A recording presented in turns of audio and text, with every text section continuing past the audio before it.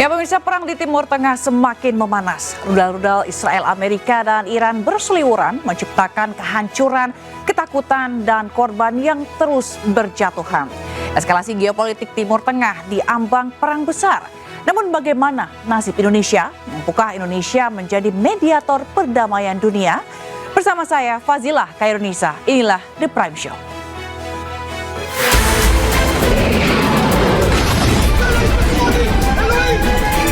We are witnessing a grave threat to international peace and security. I strongly urge all parties to return immediately to the negotiating table, notably on the Iran nuclear program. Harga minyak udah naik mereka di 80 ya. Kita udah hitung sampai 92 pun kita masih bisa kendalikan anggarannya, jadi nggak ada masalah.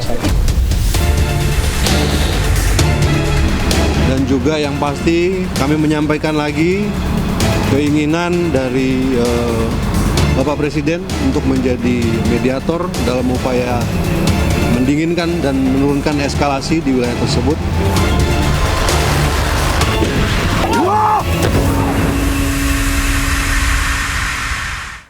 Siang dan malam, Angkatan Laut Amerika Serikat meluncurkan rudal ke sejumlah sasaran di Iran.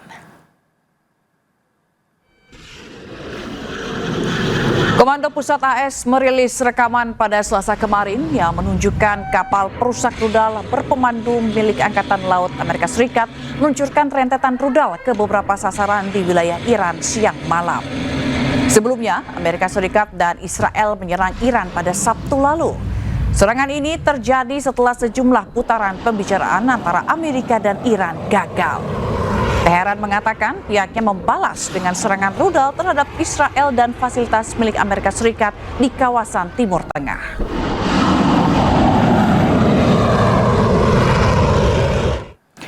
Garda Revolusi Iran terus memberikan serangan balas terhadap Israel dan Amerika. Sebanyak 60 target strategis serta 500 aset militer menjadi sasaran rudal-rudal balistik Iran.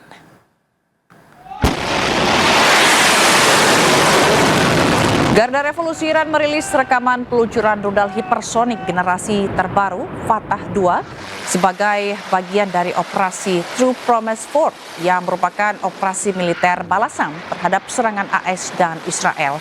Teheran mengatakan pihaknya melakukan serangan balasan terhadap aset-aset Amerika Serikat di kawasan Teluk. Setidaknya sebanyak 60 target strategis serta 500 aset militer menjadi sasaran rudal-rudal balistik Iran. Selain menggunakan rudal hipersonik generasi terbaru Fatah 2, Korps Garda Revolusi Islam Iran juga meluncurkan rudal-rudal balistik jarak menengah Emad dan Qadar dengan target aset-aset militer Amerika Israel di Uni Emirat Arab, Bahrain, Qatar, Irak, dan Kuwait. Pemirsa, pemandangan pilu dan duka yang mendalam dirasakan warga Iran saat mengarak puluhan peti kecil di mana para siswi sekolah dasar di Iran menjadi korban atas serangan udara Israel dan Amerika Serikat ke Teheran pada Sabtu pekan lalu. Isak tangis keluarga dan ribuan pelayat menjadi duka nasional.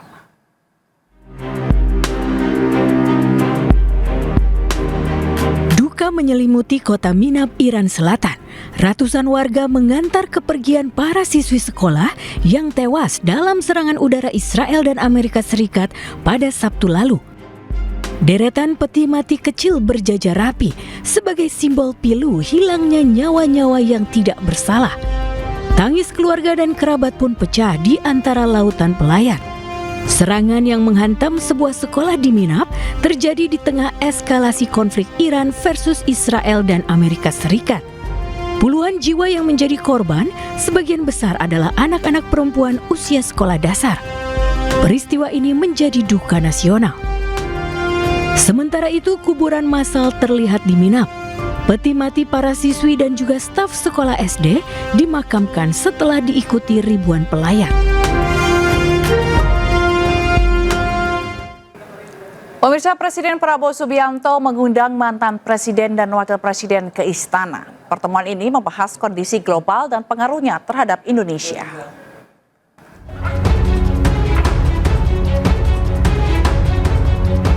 Presiden Prabowo Subianto mengundang para pemimpin lintas generasi ke Istana Kepresidenan Jakarta Selasa malam. Presiden ke-7 Republik Indonesia Joko Widodo turut hadir dalam acara ini.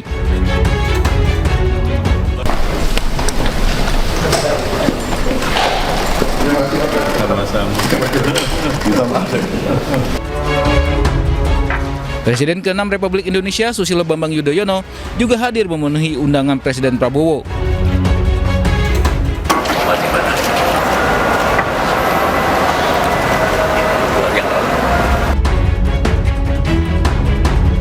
Saya ucapkan terima kasih kepada seluruh hadirin yang berkenan hadir atas undangan yang diberikan dalam waktu singkat. Saya juga sangat berterima kasih atas tokoh-tokoh bangsa yang hadir di sini. Pertemuan kali ini sebagai bentuk silaturahmi sekaligus membahas sejumlah isu nasional hingga global.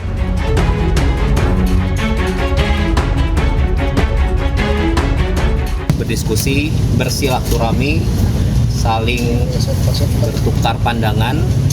Bapak Presiden ingin mendengar pandangan dari tokoh-tokoh tersebut. Kira-kira itu. Pertemuan berlangsung selama 4 jam di Istana Presiden. Meski dihadiri para tokoh bangsa, namun Presiden ke-5 Republik Indonesia Megawati Soekarno Putri tidak terlihat di istana. Tim Liputan iNews melaporkan. Akibat Iran menutup Selat Hormuz, untuk sementara Indonesia tidak akan mengimpor migas dari Timur Tengah. Menteri SDM Bahlil Lahadalia menyebut Indonesia akan mengimpor migas dari Amerika Serikat.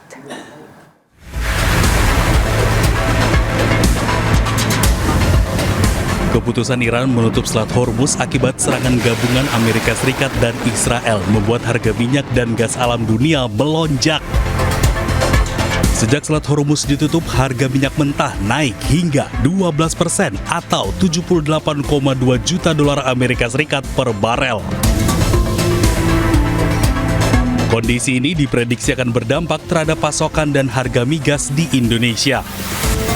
Mengingat selama ini sebanyak 20 hingga 25% pasokan minyak mentah Indonesia diimpor dari Timur Tengah melewati Selat Hormuz. Untuk mengatasi masalah ini, Menteri ESDM Bahlil Lahadalia menyebut Indonesia menyiapkan beberapa skenario untuk memastikan ketersediaan migas nasional aman selama Selat Hormuz ditutup. Salah satunya tidak mengimpor minyak mentah dari negara Timur Tengah dan dialihkan dari Amerika Serikat. Kemarin dinamika di sana. Maka alternatifnya adalah kita switch lagi supaya kita tidak mengambil risiko. Sebagiannya kita switch lagi untuk kita belanja di negara yang tidak ada kaitannya dengan Selat Hormuz. Selat Hormuz merupakan jalur vital perdagangan minyak dunia. Setiap hari, lebih dari 20,1 juta barel minyak mentah melintasi jalur ini. Volume tersebut hampir 25% dari total perdagangan minyak dunia. Selain itu, sekitar 70% ditujukan ke beberapa negara di Asia, salah satunya Indonesia. Dampak penutupan Selat Hormuz bisa memicu kenaikan harga migas dunia. Hingga saat ini, perang antara Amerika Serikat, Israel dengan Iran masih berlangsung. Iran juga menutup Selat Hormuz dan belum ada kepastian kapan akan kembali dibuka.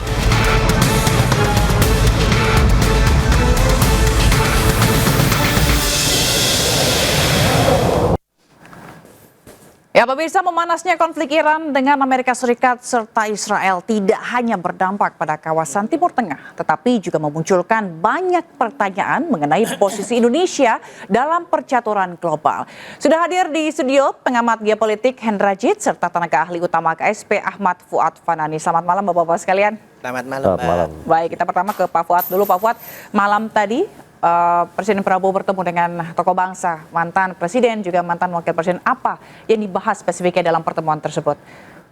Jadi tadi malam Pak Presiden mengundang tokoh-tokoh bangsa mulai dari mantan Presiden Joko Widodo, Pak SBY, Pak mantan Wapres ada Pak Ma'ruf Amin, Pak Yusuf Kalla, Pak mantan Menlu dan banyak tokoh-tokoh yang lainnya, dan juga 8 ketua umum partai yang ada di parlemen, juga menteri-menteri. Jadi dalam pembahasan tadi malam Pak Presiden menekankan bahwa kondisi dunia sekarang ini sedang dalam kondisi yang tidak stabil. Jadi dalam kondisi yang tidak stabil itu kita bisa melihat ketika Israel dan Amerika menyerang Iran. Setelah itu ada gejolak juga di Palestina, juga ada di Venezuela, ada di Ukraina, dan di banyak tempat yang lain. Dalam kesempatan tadi malam itu Pak Presiden menekankan bahwa Indonesia itu sedang menghadapi politik luar negeri yang tidak hanya mendayung di antara dua karang juga, tapi dalam banyak karang-karang ada yang di depan yang harus tetap dilalui Indonesia. Dan Pak Presiden menekankan bahwa untuk mendayung di antara banyak karang dan tantangan itu, beliau mengajak bahwa kita harus tetap optimis memandang dunia ini. Pak Presiden melihat bahwa dan menekankan bahwa semua yang dilakukan Pak Presiden untuk menghadapi geopolitik yang tidak stabil itu semuanya bertujuan untuk tujuan nasional kita, untuk menjaga stabilitas ekonomi dan ketahanan nasional. Itu dua hal yang ditekankan oleh Pak Presiden pada pertemuan tadi malam. Dan itu Pak Presiden dengan mengajak dialog dan bertemu itu merupakan langkah baik dan track record Pak Presiden yang suka berdialog dan menyampaikan pesan-pesan, dan beliau siap menerima masukan dari semua tokoh dan semua aspirasi masyarakat itu. Oke, adakah masukan yang disampaikan kepada Presiden dan lahirlah sebuah keputusan bagaimana Presiden menyikapi Indonesia dalam hal ini, dalam di tengah-tengah perang ini? Ada banyak masukan-masukan kepada Presiden, misalkan soal BOP, ada kritikan-kritikan dan masukan bahwa kondisi yang sekarang itu kondisinya tidak menentu, terutama ketika Amerika dan Israel sudah menyerang Iran. Itu tentu mengancam keamanan dunia dan mengancam perdamaian dan langkah-langkah forum perdamaian itu yang ditujukan untuk gencatan senjata di Palestina. Dan pada pertemuan tadi malam Pak Presiden menerima aspirasi sebagaimana disampaikan oleh Pak mantan Menlu Pak Hasan Wirayuda, bahwa Pak Presiden melihat dan menerima aspirasi bahwa kondisi both of peace itu mengalami tantangan yang cukup nyata, terutama setelah serangan Israel dan Amerika ke Iran itu. Dan Pak Presiden menganggap dan menerima masukan ketika ada kondisi-kondisi itu tentu dievaluasi tentang kebaikan dan keburukannya. Dan tapi Indonesia tetap ingin berperan pada perdamaian global itu. Oleh karena itu Pak Presiden menawarkan menjadi mediator di situ. Di situ dijelaskan bahwa langkah Indonesia itu tidak mudah, karena Indonesia juga harus melindungi aspirasi, melindungi warga negara Indonesia yang ada di Timur Tengah yang jumlahnya banyak sekali itu, dan juga untuk menjaga stabilitas ekonomi. Oke, berarti Pak Fuad, di tengah desakan Indonesia harus mundur dari BOP, keputusan Presiden adalah tetap berada di BOP begitu, dengan mengevaluasi atau seperti apa? Sampai sehari ini Pak Presiden menghargai dan pemerintah menghargai dan mencatat seluruh yang masukan yang menjadi pertimbangan dalam pengambilan keputusan itu. Tapi pemerintah dalam hal ini melihat dan memandang bahwa partisipasi dalam BOP itu sebetulnya sebelum ada serangan Amerika dan Israel itu mempunyai tujuan yang jelas, yaitu menjaga dan ingin mencapai two state solution itu. Dan juga untuk membantu rakyat Palestina agar terjadi stabilitas, dan juga untuk membuat gencatan senjata yang lebih lama itu. Dalam kaitan ini, kita keterlibatan di BOP juga tidak sendiri, tapi dengan bersama-sama dengan negara-negara yang lain. Oleh karena itu Pak Menteri Luar Negeri Sugiono juga sudah menelepon dengan Menteri Luar Negeri Iran, terus juga berkoordinasi dengan anggota-anggota BOP yang dari negara-negara Islam, bahwa BOP saat ini masih di hot pertemuannya, di hot pembahasannya, karena masih melihat perkembangan global. Berarti itu kan tadi dikatakan bahwa tujuan utamanya sebelum terjadinya perang. Sekarang sudah terjadi perang, apakah Indonesia merasa dirugikan begitu? Apakah harus benar-benar keikutsertaan di BOP ini harus benar-benar dihentikan atau seperti apa Pak Hendrajit? Ya sebetulnya kan kalau kita lihat ide dasar BOP sendiri dua hal sebenarnya, tapi yang selalu disorot pada aspek kemerdekaan Palestina saja. Tapi jangan lupa Indonesia dan 7 negara Islam yang berarti 8 ya, itu kan boleh dibilang kekuatan inti di dalam BOP sendiri. Jadi di luar soal agendanya Trump, agenda Israel segala macam itu sebetulnya kan area abu-abu. Jadi di luar persoalan, kalau menurut saya dalam konteks ini BOP tetap relevan. Malah justru benar kata Pak Hasan Wirayuda, kata kuncinya kan tantangan ya. Berarti bukan mundur, justru ini ada konstelasi baru, perlu ada langkah-langkah taktis yang lebih ini. Nah, apa itu? Ya, kalau kita lihat konstelasi dari 8 negara di luar Indonesia, 7, itu yang negara Timur Tengah mostly kan adalah anggota Dewan Kerjasama Teluk yang notabene dulu-dulunya itu pro-Amerika. Tapi di dalam perkembangan menghadapi serangan Israel dan Amerika, sebenarnya dari beberapa minggu sebelumnya, negara-negara seperti Yordan, Kuwait, Emirat, dan apalagi Arab Saudi, itu sebenarnya kecenderungannya adalah menolak opsi yang dilakukan Trump bersama Israel untuk nyerang. Karena apa? Karena pangkalan-pangkalan militer, infrastruktur minyak, energi, dan pelabuhan itu kan menjadi dalam posisi yang berbahaya, dan itu justru jantung dari negara-negara Dewan Kerjasama Teluk tadi yang notabene ada di BOP. Di samping ada Indonesia, Pakistan, Turki, dan Mesir ya, yang di luar lingkup Timur Tengah. Nah, karena ini menghadapi situasi sekarang, saya masih melihat mereka satu sudut pandang Indonesia dan 7 negara Islam lain. Nah, jadi kalau ada ide Indonesia sebagai mediator, apalagi interlokutor di dalam perkembangan nanti yang akan mengarah makin tajam antara Iran dan Amerika, itu jadi logis posisi Indonesia sebagai mediator. Tapi mungkinkah atau sekuat itukah Indonesia akan menjadi mediator dalam hal ini? Tapi jangan dijawab dulu karena kita akan break sejenak. Pemirsa jangan kemana-mana, tetaplah di The Prime Show.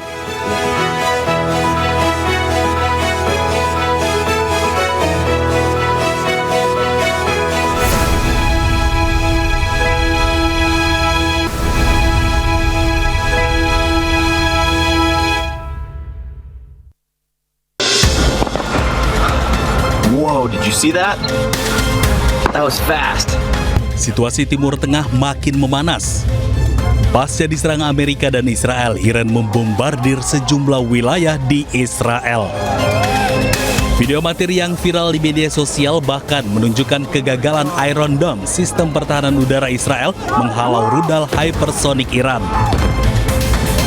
Sejumlah wilayah di Israel pun membara dan hingga kini korban tewas dari pihak Israel akibat serangan balasan Iran belum dapat dipastikan. Sebelumnya, Garda Revolusi Iran terus membombardir pangkalan Amerika Serikat di Sheikh Isa, Bahrain.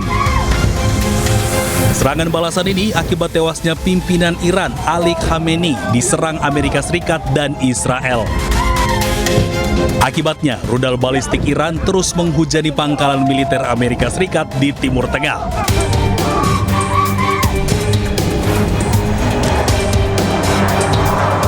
Tak hanya menyerang pangkalan militer Amerika Serikat, Iran juga melancarkan serangan ke permukiman di Bnei Brak dan Petah Tikva, Israel. Selain itu, kota Tel Aviv juga mendapatkan serangan rudal balistik dari Iran. Serangan roket Iran juga menyasar jalan raya di Yerusalem mengakibatkan 6 orang terluka. Polisi Israel dan ambulans mendatangi lokasi ledakan untuk mengevakuasi korban luka ke rumah sakit. Baik, kita kembali ke Pak Hendrajat. Pak Hendrajat, sebenarnya apa sih dibalik serangan ini, dan kalau misalnya Pak Hendrajat melihat dengan balasan dan situasi begitu ya, apakah ini akan berlangsung lama? Ya, sebetulnya ini kalau kita lihat awalnya ini adalah kegusaran Amerika dan blok Uni Eropa, bahwa selain Iran, Rusia, Cina itu merupakan satu kekuatan bukan sekedar pesaing ya, tapi kekuatan tandingan yang semakin setara dan mencoba merubah tatanan lama yang memang selama ini pasca Perang Dunia Kedua itu, apalagi selama Perang Dingin, menguasai hegemoni dan global dan menikmati betul itu. Nah, Cina makin maju dengan cara tidak seperti Barat, itu yang awalnya membuat mereka gusar. Lalu pada tahun 2001-2005, Rusia Cina makin erat membangun aliansi strategis yang dimulai dengan Shanghai Cooperation Organization, dan itu melibatkan negara Asia Tengah, belakangan Iran, Pakistan, India, yang notabene bermusuhan sebetulnya, tapi bisa duduk satu meja dengan kepentingan yang punya rekatan kerjasama ekonomi dan yang terkait bidang-bidang strategis yang sama. Nah, ini yang saya kira anomali ini mulai menggusarkan sehingga cara blok barat terutama Amerika, Inggris, NATO ini tidak ada cara lain di benak mereka karena sudah kalah dalam persaingan nir militer di ekonomi, perdagangan, dia pakai cara militer gitu. Nah, cuman persoalannya dalam hal-hal sebelumnya seperti kasus Suriah, Libya atau Arab Spring yang non militer bisa menumbangkan Ben Ali dan Hosni Mubarak. Libya karena gagal Arab Spring ditingkatkan menjadi hybrid war, perang campuran, perang saudara dengan cara-cara non militer, berhasil tumbang juga. Nah, terakhir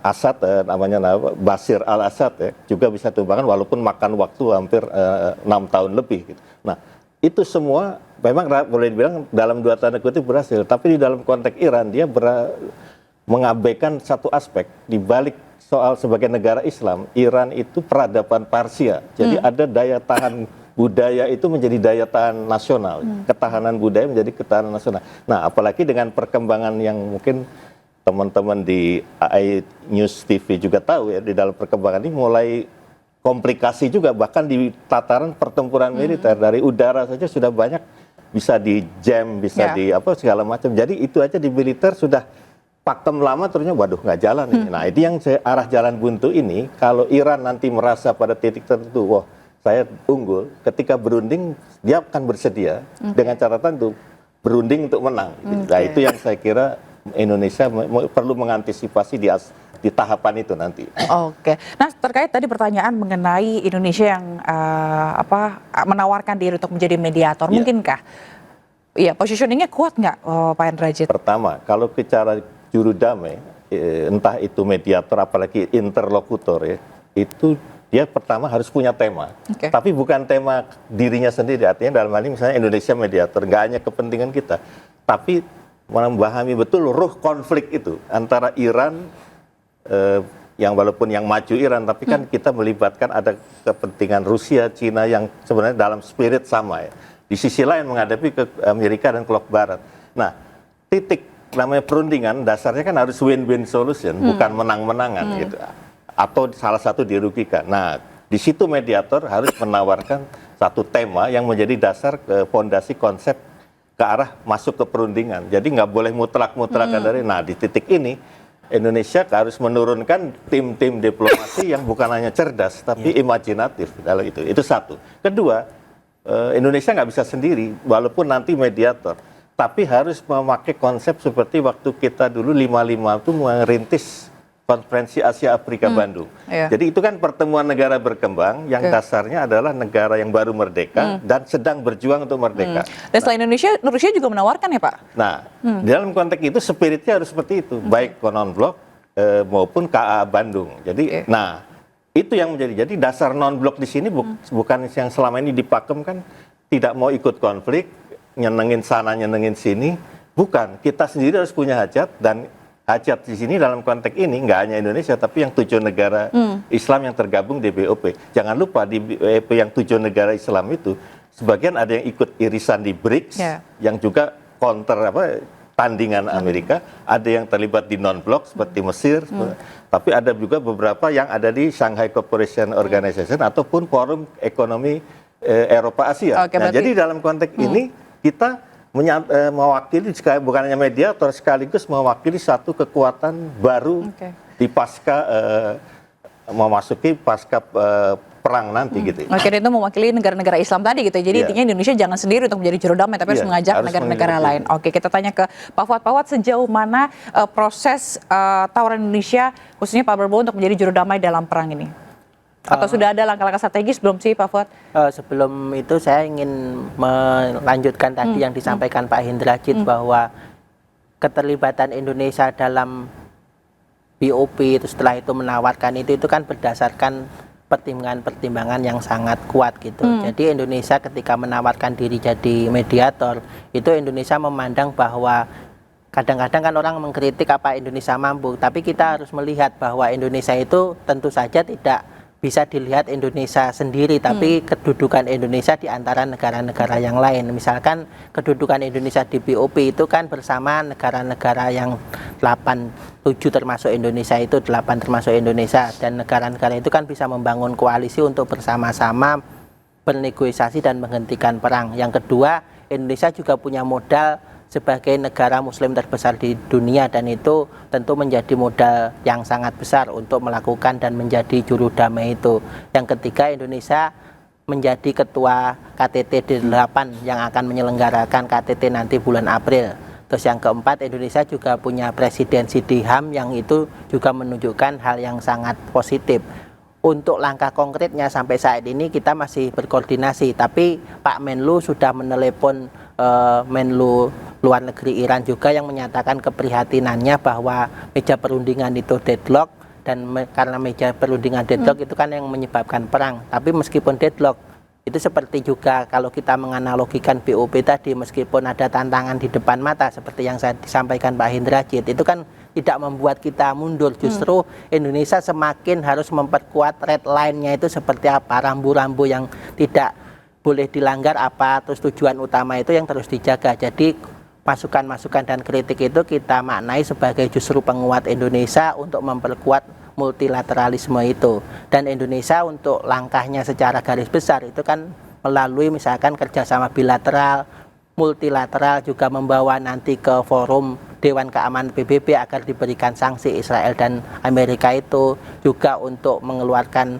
bahwa soal serangan Israel dan Amerika itu menjadi talking point di Dewan HAM PBB, dan juga kerjasama-kerjasama yang lain yang bisa dilakukan Indonesia untuk menindaklanjuti tawaran sebagai mediator itu. Dan ini juga sejalan yang disampaikan oleh Sekjen PBB bahwa perang itu kan tidak bisa dihentikan dengan perang juga, tapi harus melalui meja perundingan, dan meja perundingan itu bisa dicapai ketika ada mediator, dan Indonesia tentu saja yang ingin menjadi mediator kan tidak hanya Indonesia. Dalam hal ini Indonesia kan politis bebas aktifnya, kita tidak hanya diam, tidak hanya menyenangkan banyak orang, tapi juga kita ingin berperan aktif, begitu Mbak.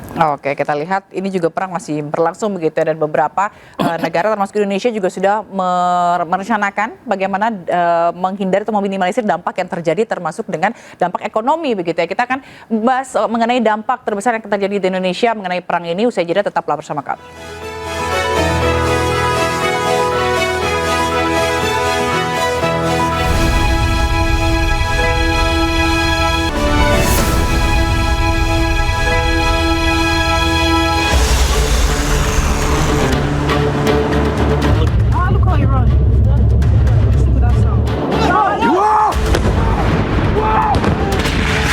Hari pasca serangan awal ke Iran, tensi geopolitik di Timur Tengah makin panas hingga meluas ke sejumlah negara di Timur Tengah. Adu kekuatan Amerika Serikat, Israel, dan Iran terus berlanjut, dan terlihat perbedaan kekuatan militer hingga operasional. Dari Global Firepower tahun 2025, personel militer ketiga negara terbanyak dikuasai Amerika Serikat dengan 2,1 juta personel. Sementara kekuatan darat, kekuatan laut, serta kekuatan udara dan nuklir masih dikuasai Amerika Serikat.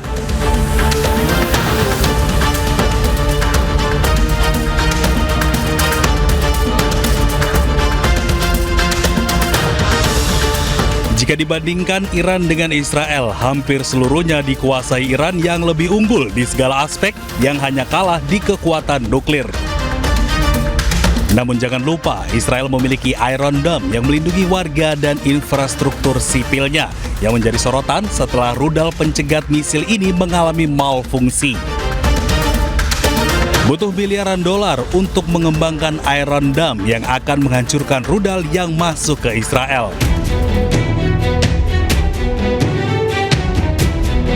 Setidaknya Israel memiliki 10 baterai Iron Dome yang tersebar di sejumlah wilayah.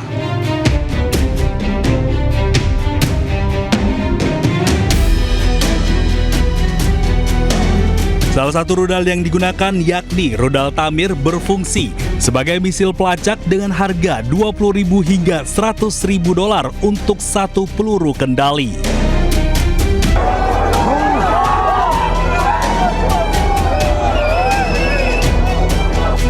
Sistem pertahanan canggih ini ternyata juga punya kelemahan yang diduga memiliki titik jenuh yang tidak mampu menahan rentetan serangan simultan.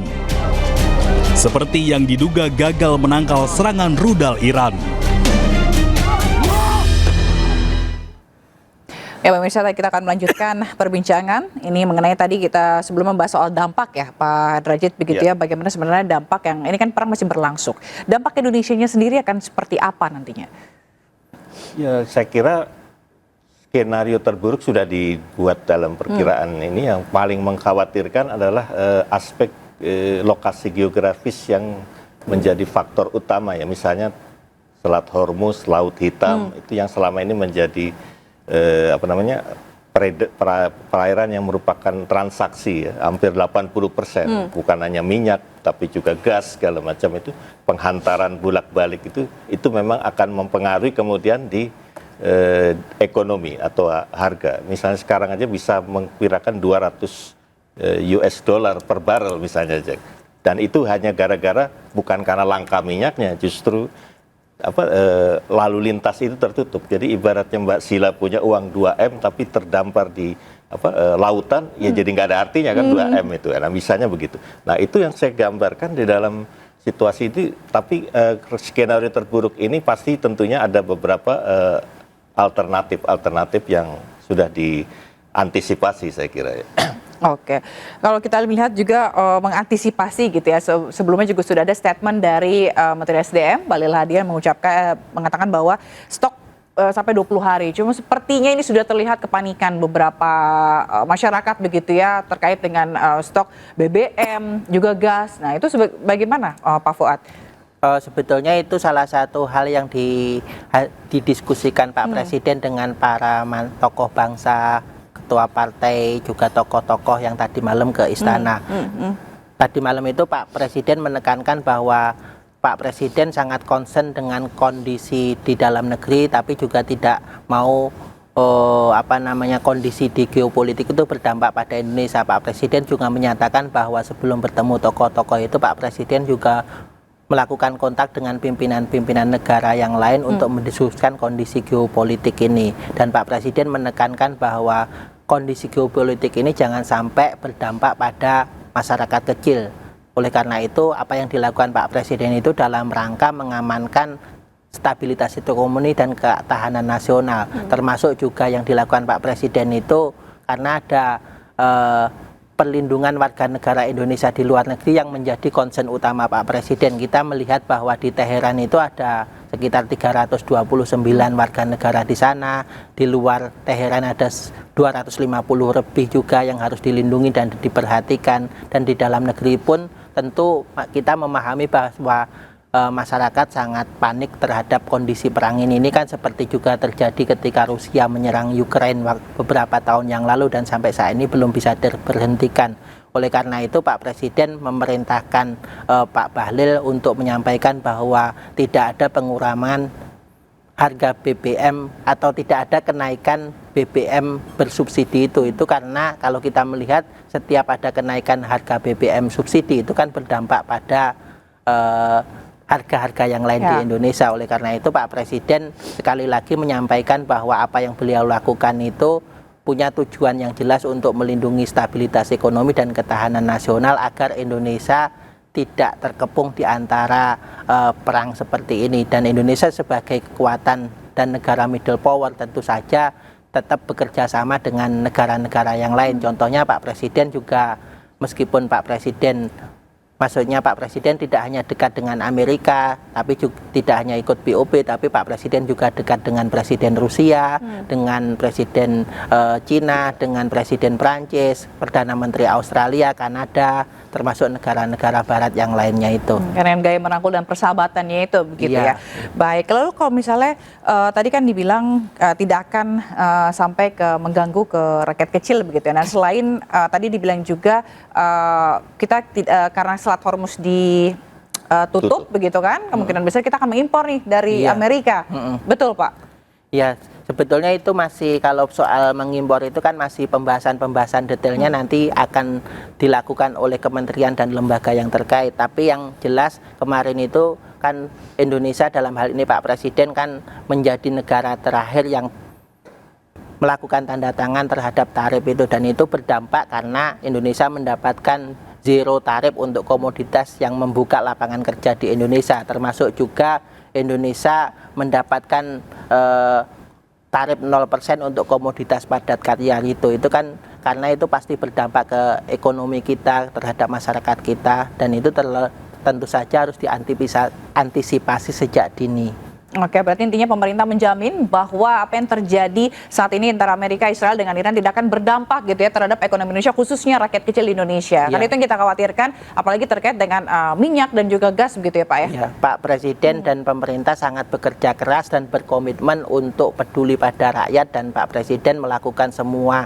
diplomasi internasionalnya itu untuk menjaga stabilitas ekonomi dan keamanan nasional, dan itu tentu saja tujuan utamanya untuk menunjukkan bahwa negara itu hadir dan negara itu tidak panik, tapi negara itu tetap berkomitmen melakukan negosiasi dengan kekuatan-kekuatan yang lainnya. Oke, kita ke Pak Hendrajit. Pak Hendrajit, bagaimana Anda melihat sikap PBB dalam hal ini, dan bagaimana Anda melihat bahwa apakah perang ini akan berlangsung sampai lama, sampai berminggu-minggu atau bahkan berbulan-bulan?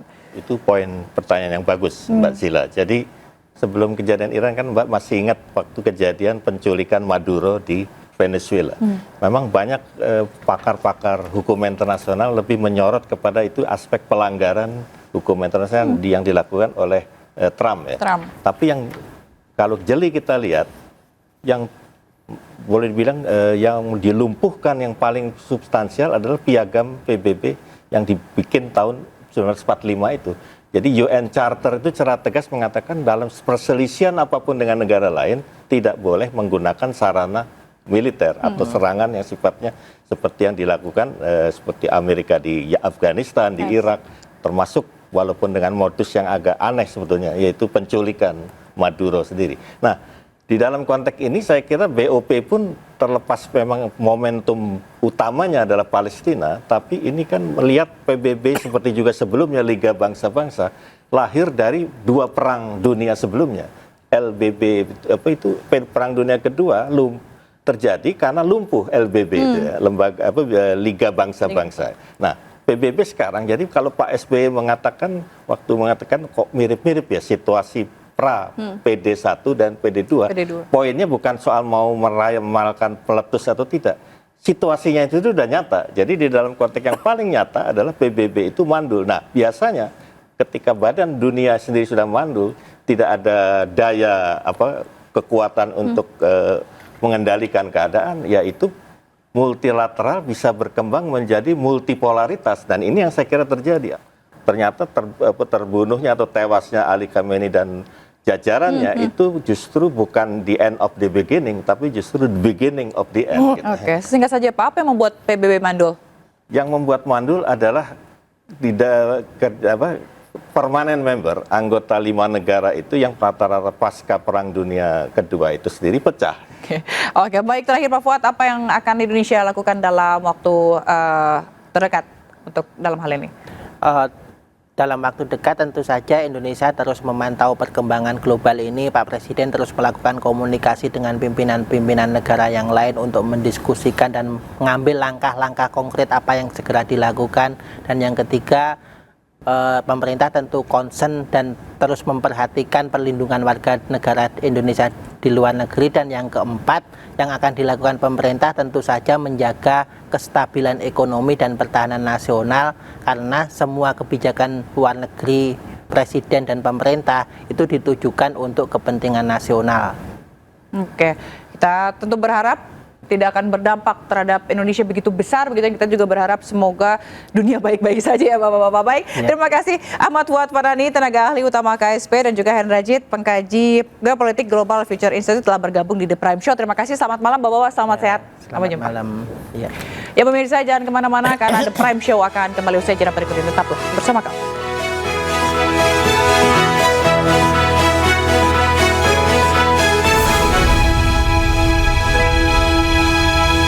kebijakan penutupan ruang udara di Timur Tengah, ratusan jemaah umroh akhirnya tiba di tanah air melalui Bandara Soekarno-Hatta. Meski begitu, masih banyak jemaah umroh yang tertahan dan belum dapat kembali ke tanah air. Dan informasi ini sekaligus menutup The Prime Show malam ini. Saya Fazilah Khair Indonesia, pamit undur diri. Terima kasih dan sampai jumpa.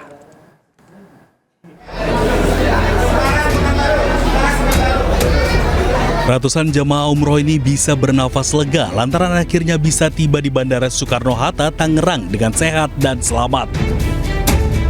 Mereka tiba menggunakan pesawat Garuda Indonesia yang terbang langsung dari Jeddah, Saudi Arabia di tengah ketegangan geopolitik Timur Tengah antara Israel dan Amerika perang melawan Iran. Mereka dapat tiba ke tanah air karena penerbangan yang digunakan langsung dari Bandara King Abdul Aziz, Arab Saudi ke Soekarno-Hatta, Tangerang. Meski begitu, data Kementerian Haji dan Umroh mencatat masih ada 58.000 jamaah umroh yang tertahan kepulangannya. Akibat pesawat yang akan digunakan kembali ke tanah air membatalkan penerbangan. Mun Sunardi, jamaah umroh asal Banyumas, mengatakan kepulangan mereka dipercepat lantaran imbas konflik antara Israel dan Amerika perang melawan Iran. Karena jadwalnya sesuai schedule, alhamdulillah biro jasanya juga berarti bagus gitu loh ya. Jadi nggak ada masalah. Jadi aman-aman aja. Nggak sempat tertunda, Bu? Nggak sama sekali. Di bandaranya bagaimana di sana, Bu?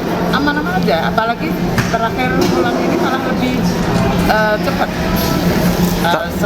Lebih cepat dari yang dijadwalkan.